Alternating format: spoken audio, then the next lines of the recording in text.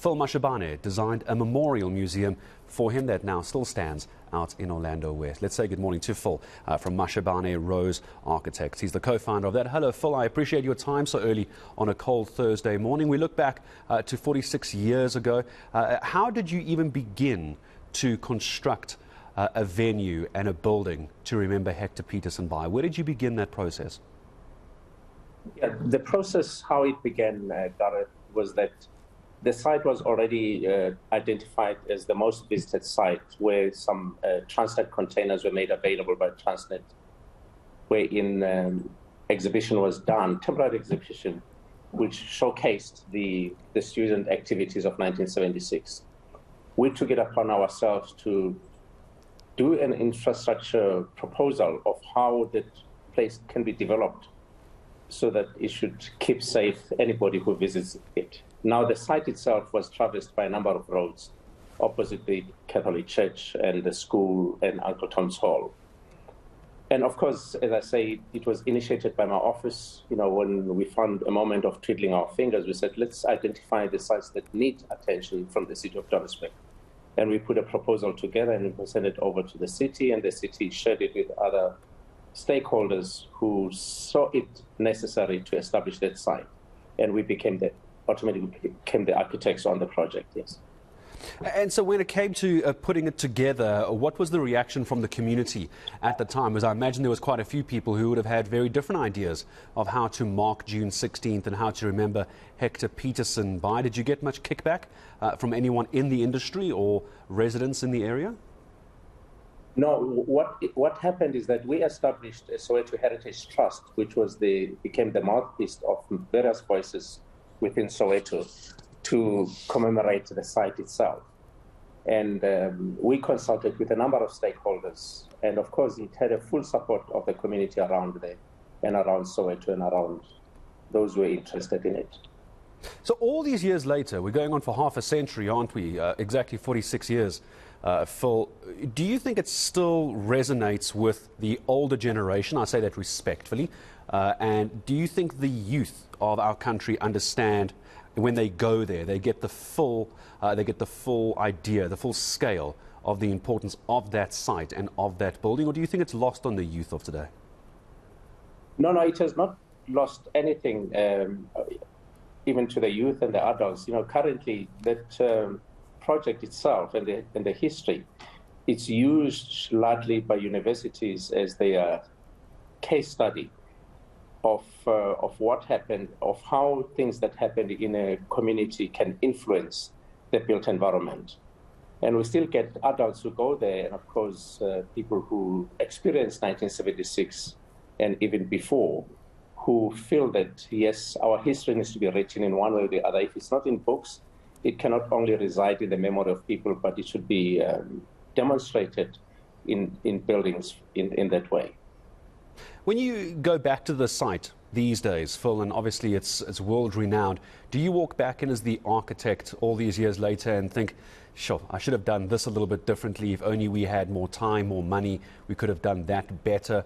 Or are you ever critical of the design, not taking away its historical meaning and its significance from a design perspective? Do you ever walk back and go, we could add something more, or we wish we had done this or that?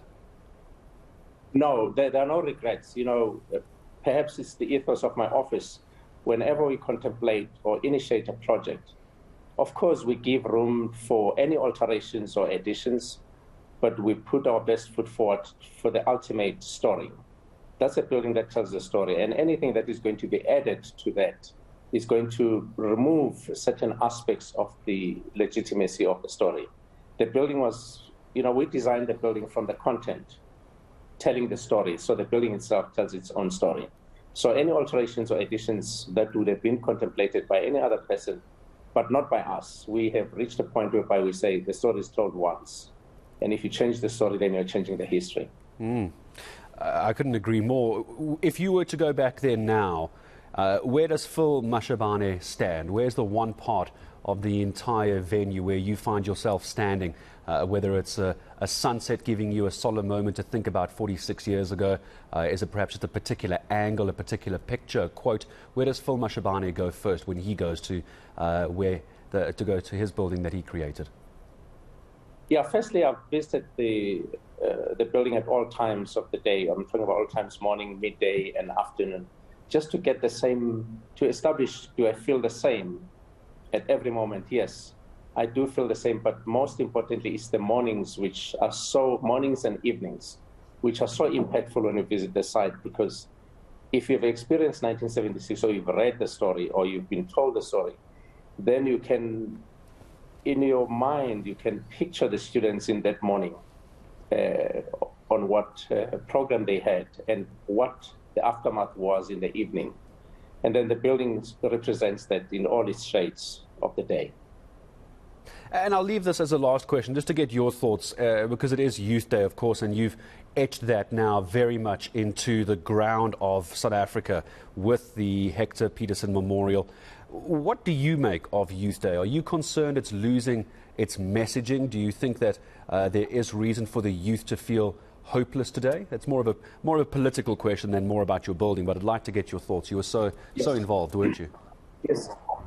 Yes, Gareth, the Youth Day has now developed into several meanings currently.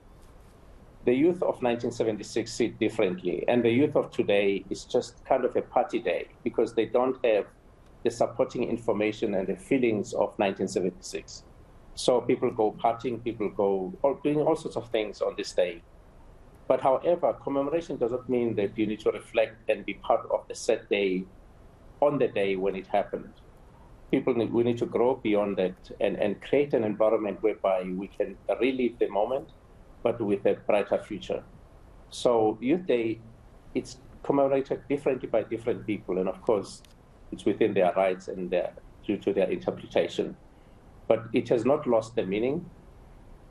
It's only that it's called the Youth Day when it was called the 1976 Day, Students' Day. And the change of names, it confuses the history, because it doesn't tap onto the actual day's events.